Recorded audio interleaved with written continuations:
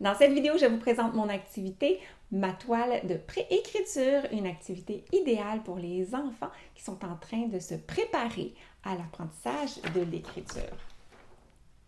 Alors, ma toile de préécriture, je vous l'ai envoyée en contexte d'Halloween parce que les araignées, ça fait penser à l'Halloween, mais la bonne nouvelle, c'est que des araignées, il y en a toute l'année et que cette activité-là, vous allez pouvoir la récupérer tout au cours de l'année. Alors ça, c'est la bonne nouvelle.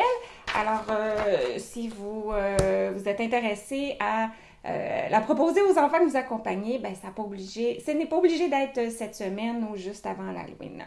Alors, dans un contexte de préécriture, ben, qu'est-ce que c'est d'abord la préécriture? Ce sont différentes habiletés que l'enfant va développer qui vont aller dans le sens de préparer son corps à l'apprentissage de l'écriture qui, là, va impliquer du langage.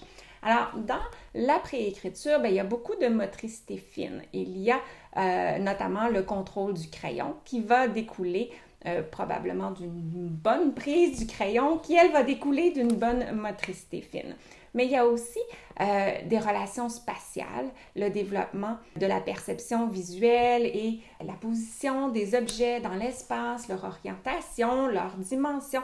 Ce sont tous des aspects qui vont jouer quand l'enfant va apprendre l'écriture.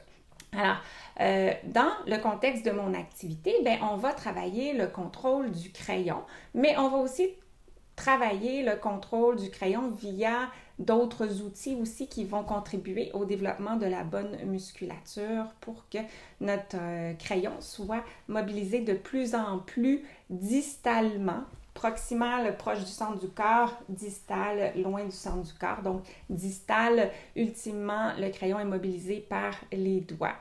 Et un autre facteur qui va rentrer en ligne de compte durant l'apprentissage de l'écriture est la capacité de se positionner dans l'espace, sur les lignes, entre les lignes. Et à ce niveau-là, on va travailler ça beaucoup dans cette activité-là. Donc, apprendre à prendre conscience de l'espace disponible, apprendre à moduler la dimension de ce que je vais produire pour que ça s'insère bien dans l'espace.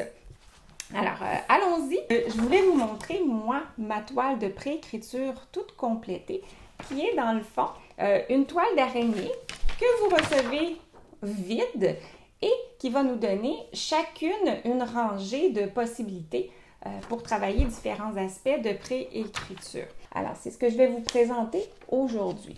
Okay? Entre autres, tous les tracés de préécriture, des lignes diagonales, des lignes verticales, des lignes horizontales. Alors, vous voyez ici, j'ai tracé l'intérieur de mes petits carrés. Ici, j'ai fait des lignes horizontales, des lignes verticales, utilisé des lettres, des chiffres, des dessins. Ici, ce sont des petites citrouilles.